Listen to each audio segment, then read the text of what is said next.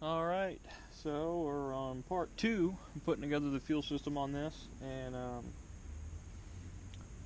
so I went ahead and I did manage to come up with a solution for hose clamps. The 3/16 spring clamps that I need are not going to be easy to get a hold of. Just because 3/16 is not really that common of a fuel hose. And I don't want to use worm drive clamps at all, because it just doesn't look clean. So my solution is one that I've done before. It works on marine engines where space is a premium, where you have, you've got to be conscious of the space you're taking up with different things. You want it to look clean, and just for serviceability. So, and really all of that applies here. So this is not really very shocking, but it's a zip tie, a little one. So what I'm going to do is just use the zip ties. And as tight as these hoses are on the fittings, I probably don't even need to worry about it. But that's not a good idea on a bike, is to not worry about it. Because not worrying about it might mean you're stuck on the side of the road than worrying about it. So, but it works just like you'd expect a zip tie to, except what this does, and the reason this works, is because you actually have a barbed fitting. So that's doing the sealing. The zip tie or the hose clamp or whatever doesn't seal. If you need it to seal, then you have the wrong size hose, or your hose is worn out, dry rotted, solid, you need to change it, whatever. The hose clamp is there to clamp, and that's for retention. In this case, it's sealing very well because it's a stretch fit over the fitting. So all I need this to do is hold the hose on here, be like extra retention. And it's that simple. You just zip it on there. And these are like $2 for a bag of 100. So if I have to cut them off to redo something on the fuel system, that is not a big loss. And it is very clean looking. Let's look at that. It's a nice, it just makes for like a clean install here. So I'm going to be using that because that's going to work. It's going to get the job done, and it's going to be, basically checks all the boxes except for reusable, which I'm not expecting to take this apart that many times, if at all, so that's not a problem to me. I did manage to find a number for these fuel filters, and I've got 3 of them on the way. They're $3.50 each, so we'll see how they do. I think they'll work fine, and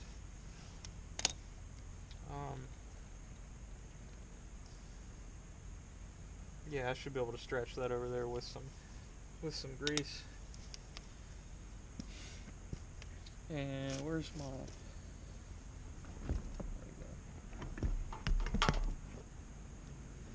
Go ahead and get our fuel stuff together. We're going to mock up the next piece of hose, which is the inlet to the filter. And just like last time, we can make those bends without kinking, which is great.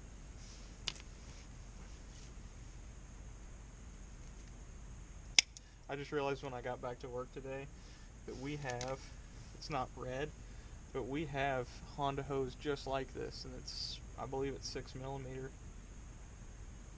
So I feel kind of stupid, but that would be the ideal solution for, oh great, my phone just died.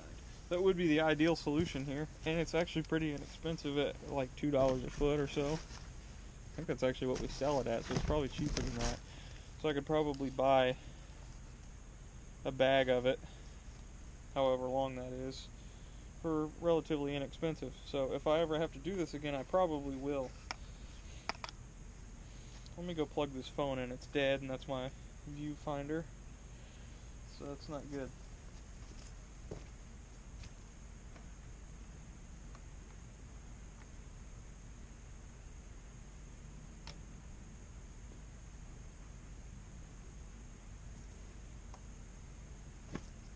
Alright. So, we got that. Go ahead and put a little grease. I am just going to go ahead and put this on here just for fitment purposes.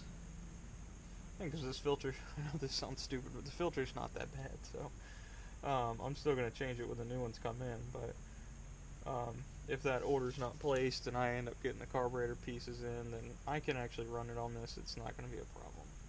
It's a little ghetto, but so what? I'm not going to zip tie it on there because it will be getting changed very soon. Alright, come on. So I'm really getting a worst case scenario of this here because the hose is cold. So really I'm getting a good idea if this is actually going to be, if it's actually going to work or not. I need someone to put this grease.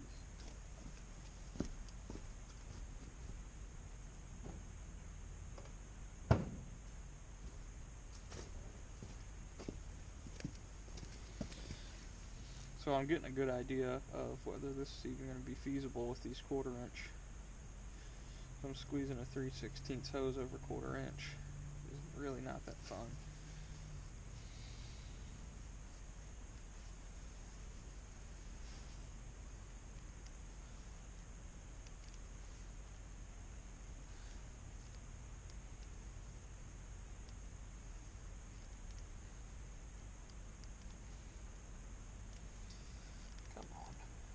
I mean, it's slowly going on there, but that is quite a stretch. If it was warm outside, probably wouldn't be that big of a deal.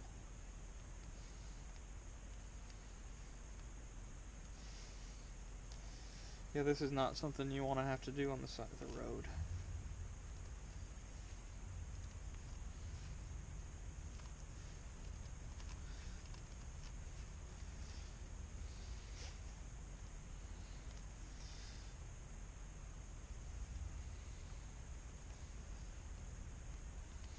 I'm now questioning some of these decisions. Because this is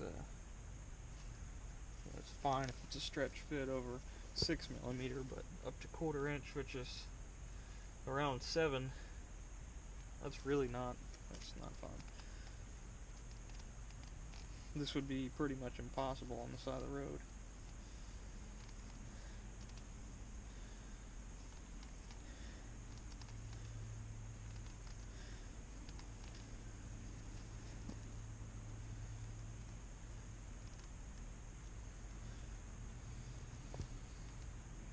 It ain't gonna come off of there, I'll tell you that.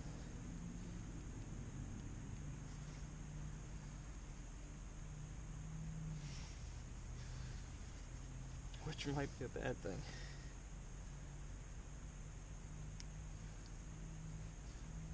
Yeah, see, it's a snug but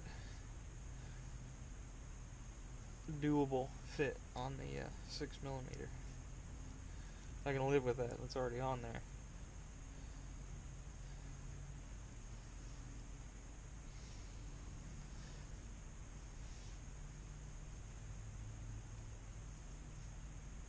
And I did manage to break into the gas tank today. Found out that the key code is correct. It is a 217 key, just like the ignition switch.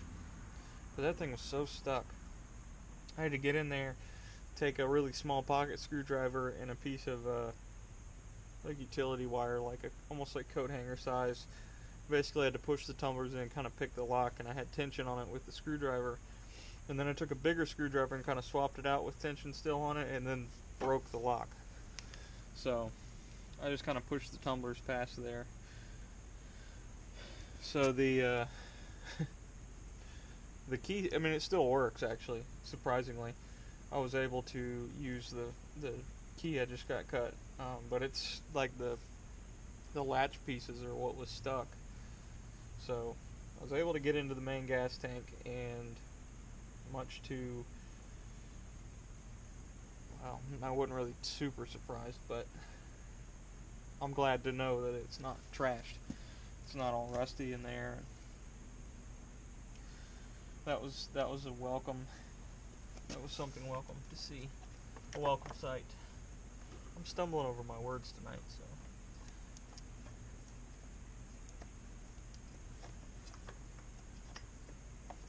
Let's see.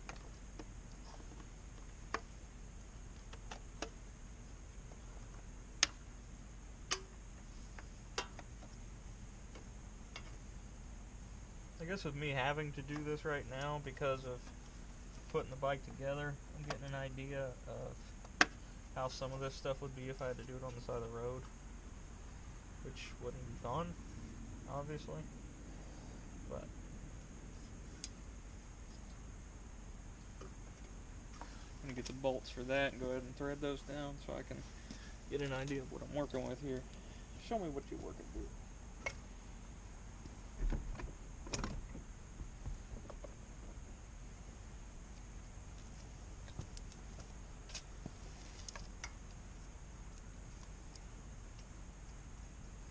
I'm going to have to trim some of this suction hose off from the reserve tank. I cut it a little too long, which I already knew, but it's a little too long.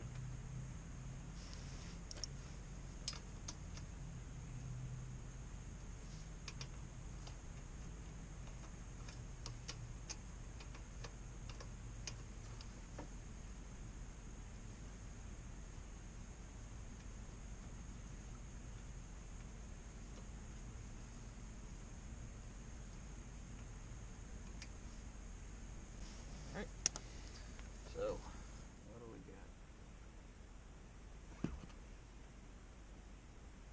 We're going to need to cut off like pretty much exactly the amount of extra that I put on there. Why am I not surprised?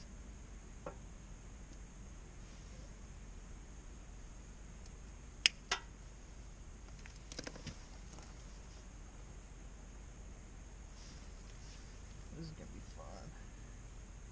Squeezing this up in here when I can't even really get to it. Get some of that grease on the fitting coming off the bottom of the tank.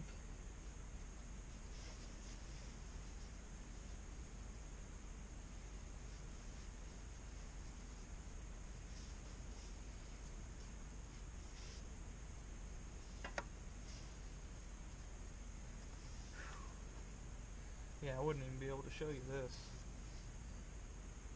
I can't even hardly see it.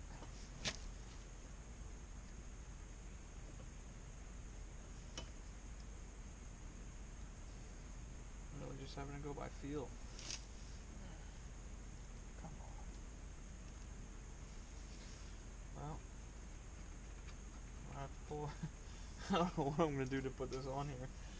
I might actually have to pull the, I'm going to pull the reserve tank out so I can twist it on there, because that's what I'm going to have to do, and do like everything else and twist it.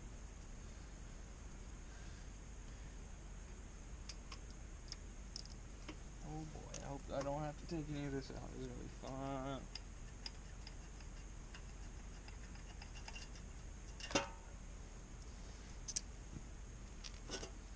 Yeah, this would not be a side of the road repair, so I'm very happy that I'm going through all this now.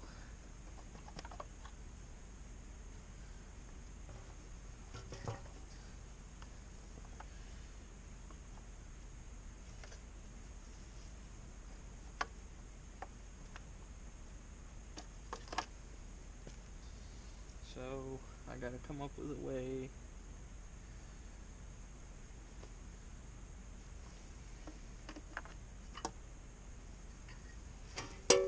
I'm really not sure what I'm gonna do here. I'm gonna start by just putting it on there.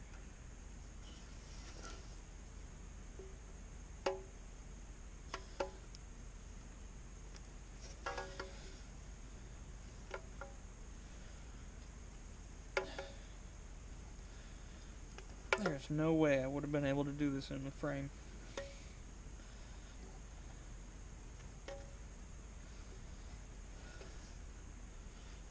snug fit there. Get my zip tie.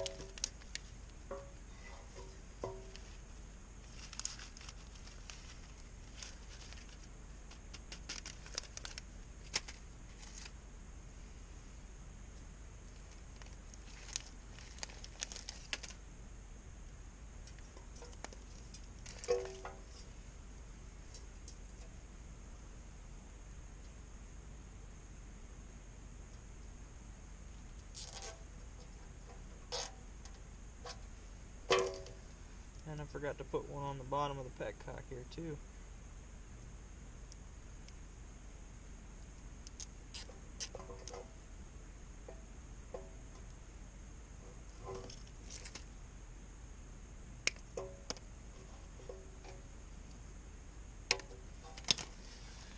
Nice and clean. See if I can feed this up through the little opening here. Like that.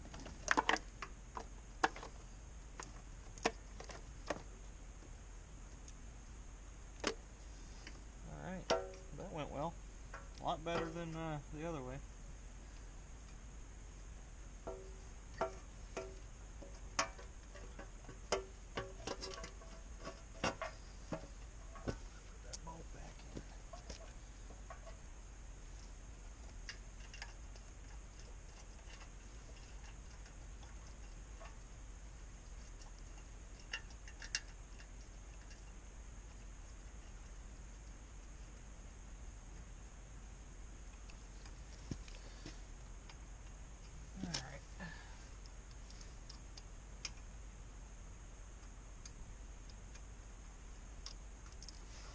I guess the same situation's gonna happen with this with the fuel filter. According to the length here, we're probably gonna end up with about that much. So I'm gonna go ahead and pull the fuel pump out, set it back on its little tab there, and see how that turns out. If I can figure out where I put the fuel pump. It's been a little while since I've seen it.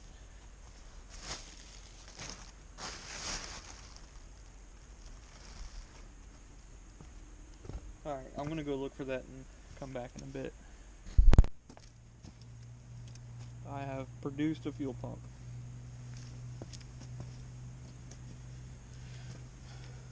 Let's see. Alright, so this sits right in here.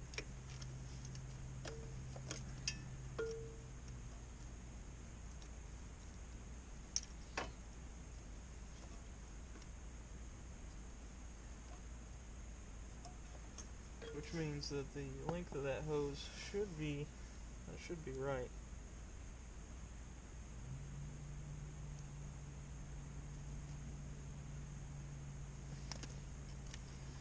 I mean, of course it's right, it just came apart. I don't know why. I got this thing about cutting too much is better than cutting not enough. I mean, that's true, but you end up having to cut it off anyway. So maybe you should just cut it to the right length in the first place. You don't have to cut anything.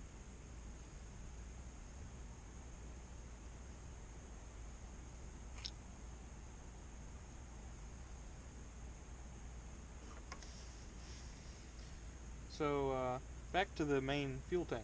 So I got that open. I managed to get that straight, and the gas cap is fairly, it works decent. It doesn't open every time. Sometimes you gotta push down on it while you're turning to get the latches to go all the way in.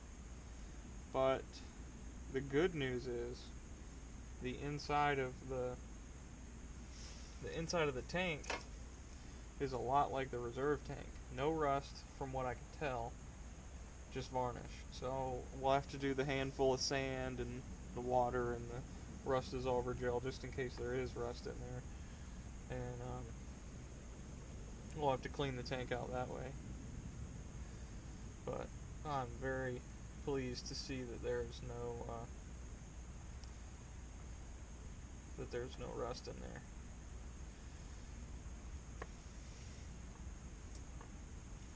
So that one's going to get done pretty soon. I'm not going to do it tonight because it's just so stinking cold, but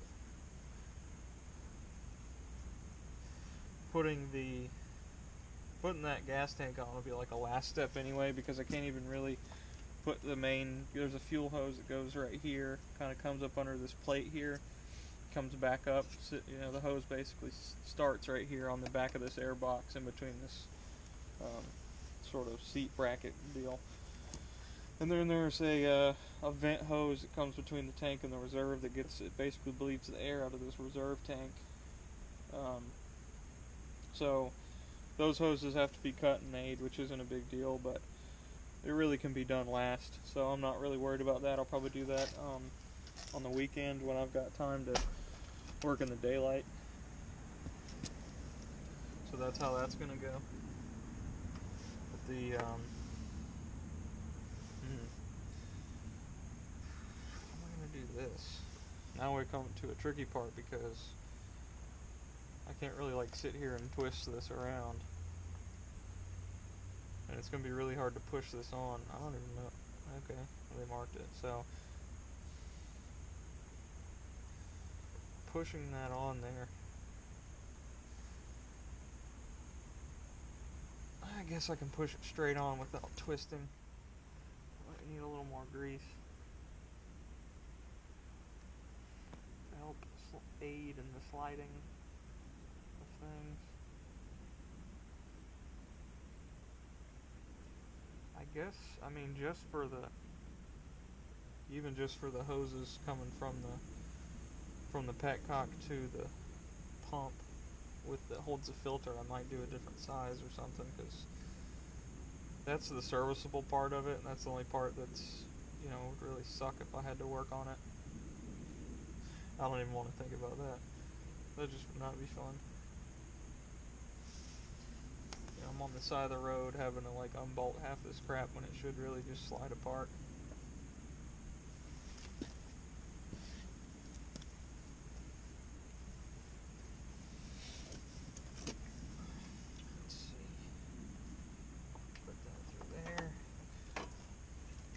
I think I might actually be able to. Yeah, okay. That might not be too bad. You know, I'd probably keep a 10mm wrench on me anyway, because there's so many 10mm bolts on this bike. Yeah, that pushes right on if you got enough grease on it. Now, gotta come up and over.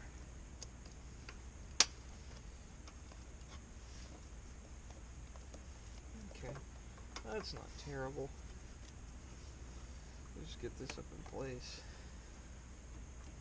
before I start talking too loud. It'll hear me and start being a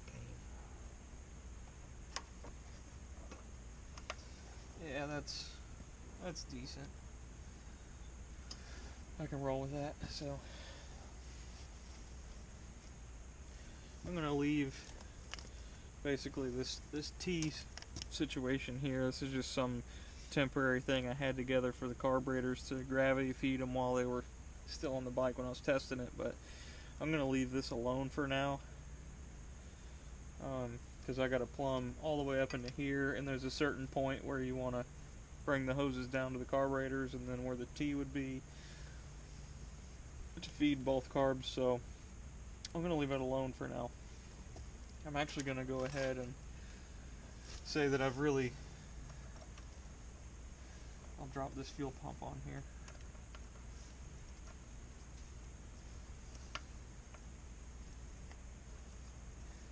Let's see. As far as the fuel system goes for this part 2 video, I think I'm going to call it good on that. But I think I'm going to go ahead and start putting this rear section back together since I've gotten the fuel stuff back in here. I don't need the back off since the reserve tank is changed. So, and I can start putting some of this electrical together. I mean, because I tore it all apart getting up in here. So, first thing I'll do to make things a little easier, I just can't put that together all dirty, so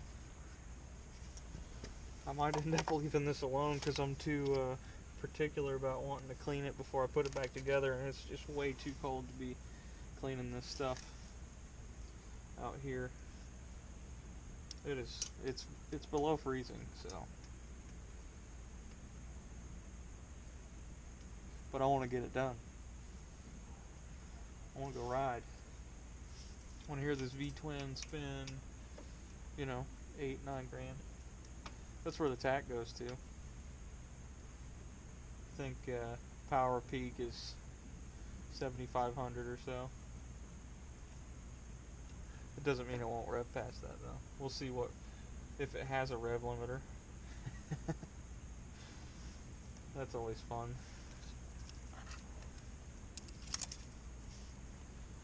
Play a game of find the rev limiter.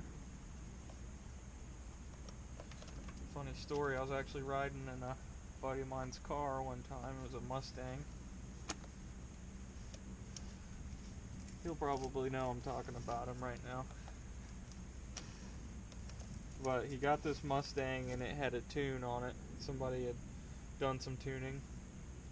And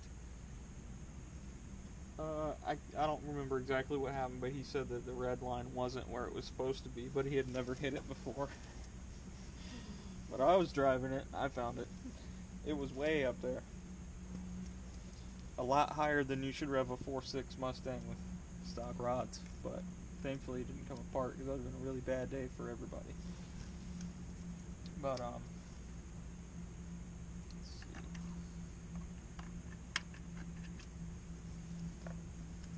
Yeah, we're going to play a game of find the rev limiter on this, and it's a factory rev limiter if it has one, so I'll probably, you know, baby it and run it through its first oil change and stuff before which is like 10 miles. I'm gonna change the oil out of here and put something cheap in it and then go putt around and get everything up to temperature and let the fresh oil clean all this stuff out of it before I go romping on it. But yeah, we'll play a game of find the rev limiter. I'll try to get a video of that because there's not a whole lot of videos of these early shadows out there that are of people having much fun, you know. Not that you can't because they're faster than the late shadows, but enough rambling. I think I'm gonna go ahead and call it a night on this one. You know, I've put the fuel hoses and stuff on here and got the reserve tank in and got the Petcock hooked up, the not original the lawnmower fuel filters in there. I really don't want to have to spend 18 bucks on a fuel filter, but we'll see. We'll see if I can get by with something else first. If not, then that's what's going to have to happen. So, but yeah, this does snap into place in there, so it would be kind of nice. It's like it's supposed to be there, but it's just too much for a fuel filter like that. Let's see what we got in here. Got any scary things? No water, so that's good. And I've had water in the heads and coolant water jackets, so if there was water in there, then we'd probably have something busted, but we don't, so we're probably good. But I'm gonna go ahead and call it a night on that and kind of clean the area up. I think I've got my little daily update together for now. So you know what to do: like, comment, subscribe. Let me know what you think down in the comments there. Hopefully this lighting I've got here, this you know, hanging shop light is doing a little better for the lighting here. It's about as much light as I would get with a flashlight shining on it, so it's pretty bright. Yeah, hopefully that's improved the video quality a little bit, but I'm going to go ahead and call it, and I'll see y'all next time. Bye.